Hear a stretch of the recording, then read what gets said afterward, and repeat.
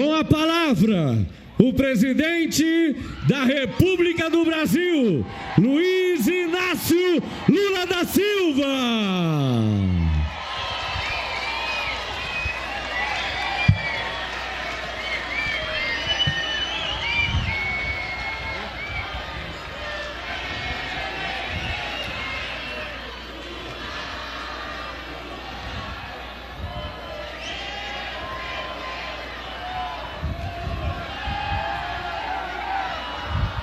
Queridas companheiras e queridos companheiros, eu não vou precisar ler a nominata, porque todo mundo já falou o nome de todo mundo aqui. E eu determinei que a gente só ia ter 5 minutos para falar, eu tenho que cumprir o tempo que eu determinei. Mas olha, hoje eu já tive muitas experiências gratificantes na minha vida. E hoje, quando a gente pensa que não tem mais nada para orgulhar a gente, eu queria dizer para vocês que hoje é um dia em que eu volto para Brasília muito mais orgulhoso do que cheguei aqui.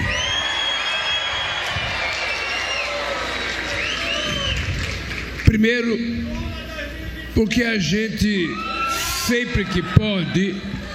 sempre que a gente tenta passar para a sociedade a ideia de uma governança civilizada. Essa governança civilizada faz com que pessoas de diferentes posições ideológicas se encontrem, participem de atos juntos, se confraternizem e depois cada um volta para a sua atividade, volta para a sua vida normal. E quando chega na campanha, cada um escolhe o partido que quiser e é candidato. Assim é a vida democrática. Mas esse país, durante muito tempo, ele foi governado por gente que, se um prefeito fosse inimigo, não tinha nem empréstimo. Se um governador fosse inimigo, e nós temos agora, governador, a experiência dos 10 estados do Nordeste brasileiro, em que durante todo o governo passado não receberam uma agulha para dar uma injeção em ninguém, porque não havia predisposição. O BNDES, que hoje é um banco exemplar no mundo inteiro, porque a inadimplência do BNDES é 0,0001, o BNDES passou 4 anos dizendo que tinha corrupção no BNDES, que ia precisar descobrir a caixa preta do BNDES. Primeiro, não teve coragem de fazer o que ele falou e foi obrigado a reconhecer, através das pessoas que ele mandou, de que o BNDES era uma das coisas mais extraordinárias que esse país tinha criado no sistema financeiro brasileiro. Todo mundo sabe que o Aloysio Mercadante é do PT. Todo mundo sabe que ele já foi deputado federal, já foi senador, já foi assessor da CUT, já foi ministro da Dilma, da Educação, Ciência e Tecnologia, da Casa Civil e agora é meu presidente do BNDES. E a primeira coisa que eu disse para o Aloysio, não existe veto a nenhum político que precise de empréstimo e que tenha projeto consistente. Essa BR-163, ela começou no meu segundo mandato, em 2006. Vocês não têm noção da briga, vocês não têm noção da discussão para a gente conseguir licenciamento ambiental para fazer essa BR-163. E essa BR anda, acaba o dinheiro, volta, não faz, se resolveu fazer um acordo com o governo do estado para que ele tocasse a obra. E o que é que nós estamos fazendo? Porque também a gente não pode fazer convênio, pedir para o governador fazer e não colocar dinheiro.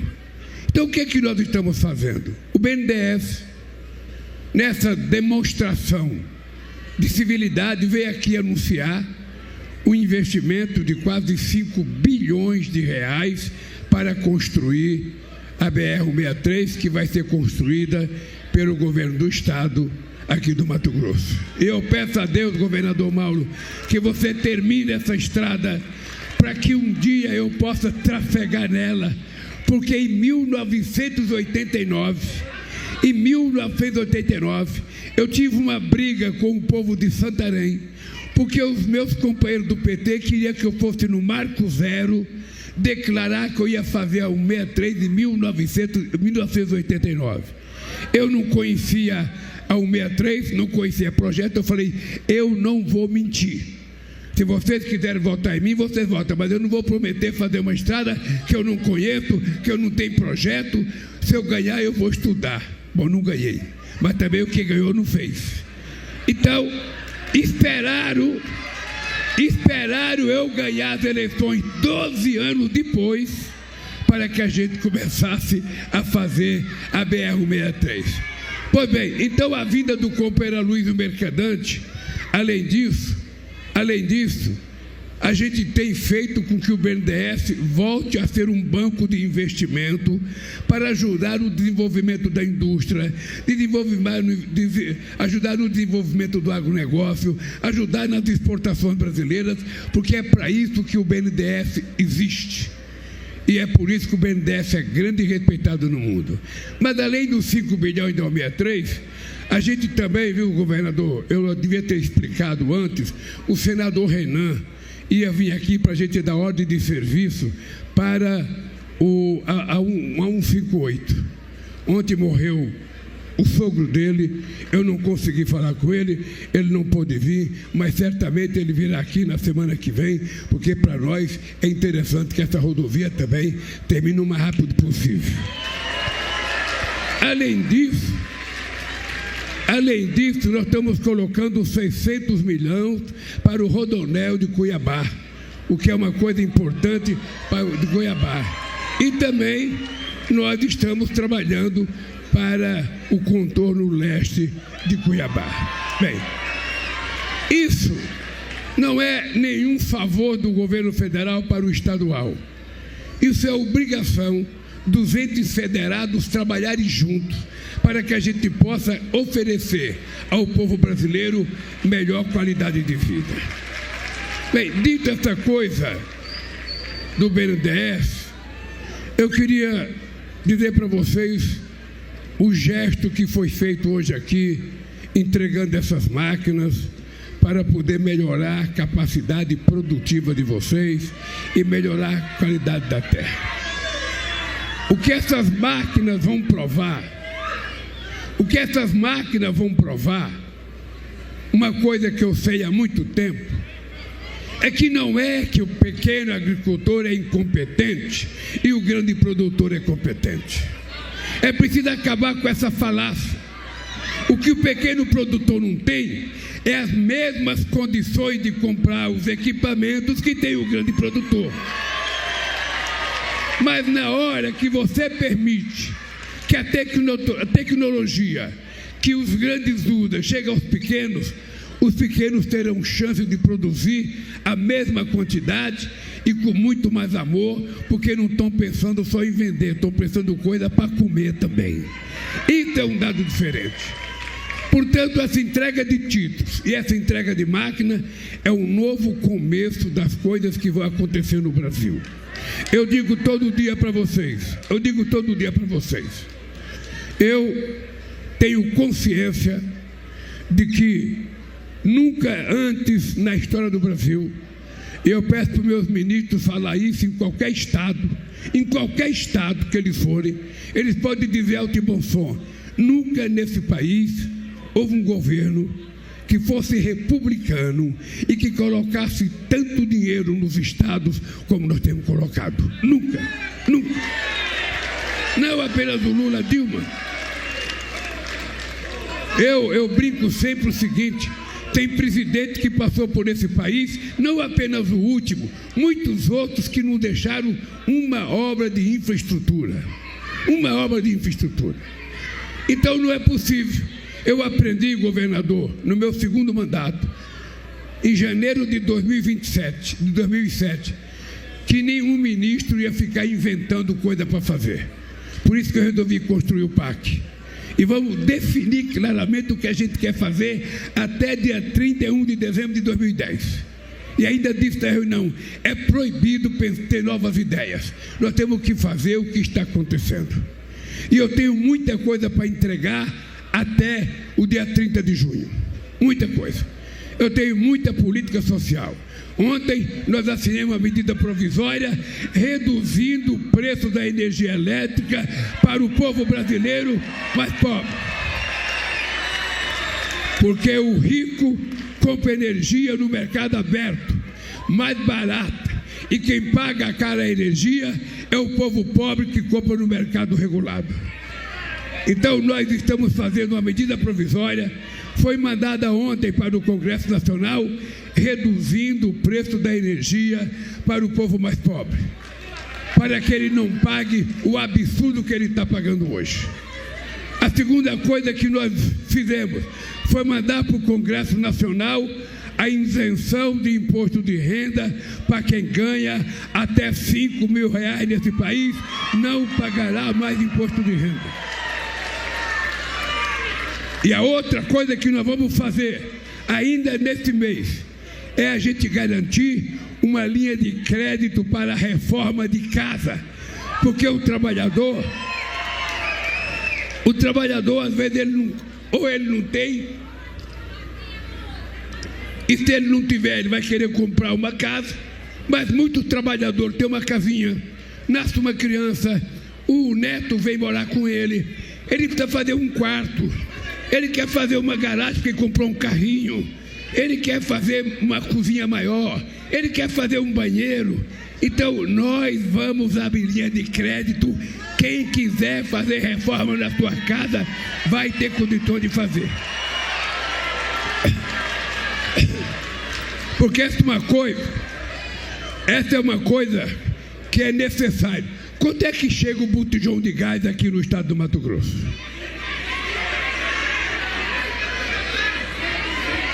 Olha, só uma pessoa, fala aí para me ouvir. 130? 120? Então veja, olha, aqui, governador, estão dizendo que um botijão de gás chega na casa das pessoas a R$120. Uns gritaram 130. Pois bem, deixa eu lhe contar uma coisa. Você sabe quanto sai o botijão de gás GLP da Petrobras? O botijão de gás é vendido pela Petrobras para as empresas a R$37. Não tem explicação ele chegar para o povo a R$120, a R$130, a R$140. Alguém está ganhando muito dinheiro. Eu, no meu primeiro mandato, comprei uma empresa que era Liquigás, para que a gente pudesse regular o preço. A primeira coisa que eles fizeram foi vender a Liquigás. Hoje nós temos 4 empresas distribuidoras de gás que controlam 90% da distribuição de gás nesse país. E temos 10% pequena. E nós resolvemos tomar uma decisão. Nós vamos fazer com que o gás chegue bem mais barato para todas as famílias que estão no Cadê Único. O Aloísio foi meu candidato a vice-prefeito em 94. Ei? Foi candidato a vice-presidente. E Aloísio, tudo que ele via na rua, ele queria colocar na cesta básica.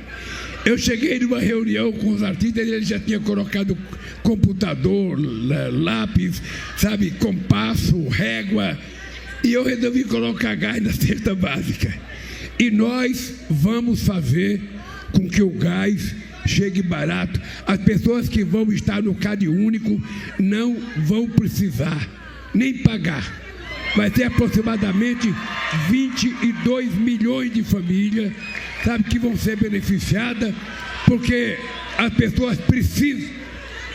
E tudo isso vai ser anunciado esse mês, porque o mês que vem eu vou fazer política nesse país.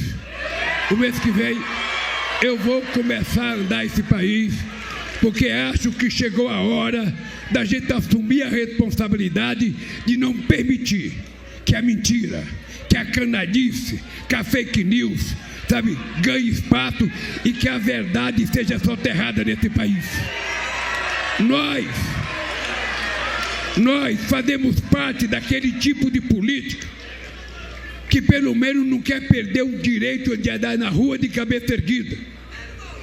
Eu fui criado por uma mãe analfabeta, que a coisa que ela mais exigia da gente era que a gente não mentisse, era que a gente respeitasse os outros, era dizer que eu tinha direito naquilo que era meu, aquilo que não era meu eu não tinha direito. E nós estamos vendo a política ganhar uma dimensão de mentira, de gente maldosa, de gente agressiva, de gente que não respeita adversário, de gente que não sabe viver democraticamente.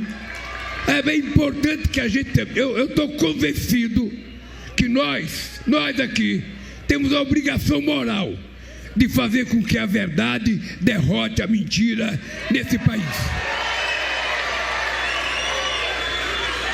Não é possível. Nós já tomamos uma decisão de não deixar entrar telefone nas escolas, no ensino fundamental e ensino médio. Porque senão ninguém presta atenção na aula. Ninguém presta atenção na aula. E nós sabemos o malefício que faz, a violência, o bullying que se faz. Quantas meninas, esses dias eu vi uma menina se matou porque ela foi, sabe, acusada, foi quase que torturada pelos amiguinhos, pela internet. Não era pessoalmente não, era pela internet. Você sabe quantas ofensas você recebe, você sabe quantas provocações você recebe. E é preciso que a gente discuta com o Congresso Nacional a responsabilidade da gente regular o uso das empresas, sabe, nesse país. Não é possível que tudo tem controle, menos as empresas de aplicativos. É importante que a gente comece a cuidar do povo brasileiro com um pouco mais de carinho. O país que nós queremos é um país de gente que estuda, de gente que produz, de gente que respeita, de gente que ama, de gente que tem fraternidade e solidariedade. É esse país que eu quero construir para os meus filhos, para os meus netos e para os meus bisnetos. Ninguém quer criar um país de mentira. Portanto, gente, eu quero que vocês saibam, as pessoas que trabalham nesse país, nós só temos uma missão: cuidar de vocês. Cuidar. Nós temos que cuidar das pessoas mais necessitadas. As pessoas que não tiverem chance na vida, nós temos que dar uma chance. Hoje eu assumi o compromisso de voltar, depois da primeira colada, nesses companheiros do Projeto Solo Vivo. Assim que chover, que começar a brotar as coisas que eles plantaram, eu quero voltar aqui para tirar fotografia e mostrar o que acontecerá nesse país se a gente investir igualmente em todos. É por isso que nós estamos criando mais escolas de tempo integral. É por isso que a gente fez parceria com governadores e com prefeitos para a gente alfabetizar pelo menos 80% da população brasileira no ensino fundamental até o 2º ano de escolaridade. É por isso que nós criamos o programa Pé de Meia, para evitar que 500 mil jovens desistam da escola todo ano porque tem que ajudar o orçamento familiar. É por isso que nós criamos uma bolsa para governador, para os meninos do Enem que tiverem as melhores notas, seja um professor, porque as pessoas não querem mais ser professor, porque muitas vezes o salário não compensa. Então nós precisamos cuidar disso. E aqui, companheiros e companheiras, eu vou votar mais duas vezes aqui, porque tem coisa para anunciar nesse estado. Nós temos que ajudar a fazer casa e mais casa. É por isso que nós temos o compromisso de fazer até 2026 2 milhões de casas. Mas posso dizer para vocês, nós vamos chegar a mais 3 milhões de casas nesse país para que o povo possa ter a dignidade de morar numa casa saudável. Por isso, companheiros e companheiras, eu volto para Brasília agora feliz. Primeiro porque estou vendo as séries aqui na minha frente. A série me abandonou, nunca me ligou, séries. Nunca me ligou, séries. 8 anos que você sumiu da nossa vida. Olha, outra coisa muito importante, gente, que eu queria dizer para vocês. Nós eu vou fazer uma reunião com o reitor em segunda-feira. Não sei se é segunda, nós estamos convocando todos os reitores, que eu quero discutir quais dos problemas que vocês estão tendo na universidade, para a gente poder resolver isso com vocês. Você sabe que nenhum presidente da República gostava de receber reitor. Nenhum presidente. Eu não sei porquê, mas nem ministro da Educação, que tinha sido reitor, gostava de receber reitor. Pois todo ano eu faço uma reunião com reitores para ouvir a reivindicação de vocês. Todo ano eu faço reivindicação com Sem Terra, todo ano eu faço reunião com a CONTAG. Todo mundo tem o direito de apresentar reivindicações. Na hora que a gente puder atender, a gente atende. Na hora que a gente não puder atender, a gente não atende. E eu queria dizer para vocês que eu vou terminar de falar e vou descer ali para dar um abraço daquelas pessoas que estão numa cadeira de roda, os nossos companheiros que têm uma deficiência, tá? Gente, eu vou descer lá, mas eu queria antes dizer para vocês que não percam nunca a esperança. Vocês nunca permitam que alguma coisa ruim desanime vocês. Vocês têm sempre que botar na cabeça a minha vida. Eu nasci numa região que muitas vezes as crianças morriam antes de completar 5 anos de idade de fome. Eu não morri. Eu queria dizer para vocês que eu não tenho diploma universitário. Todo mundo sabe. E eu sou o presidente que mais fui eleito na história desse país. Olha, se eu conseguir isso, não há por que nenhum de vocês desanimar da vida. Não há por que ninguém desanimar da vida. O que eu estou provando é que para a gente cuidar do povo, a gente não aprende na universidade. Na universidade, a gente aprende muitas coisas importantes, mas cuidar de povo, você não pode pensar só com a cabeça, você tem que pensar com o coração, porque cuidar do povo é preciso ter muita paixão, é preciso ter muito amor e é preciso ter muito compromisso. É por isso que muita gente não gosta de mim, porque eu poderia estar hoje em algum campo de golfe, jogando golfe com alguém. Mas eu prefiro estar com vocês, porque vocês é que me levaram para a presidência e é a vocês que eu tenho que agradecer esse carinho extraordinário. Um abraço e um beijo no coração de todos vocês. Senhoras e senhores,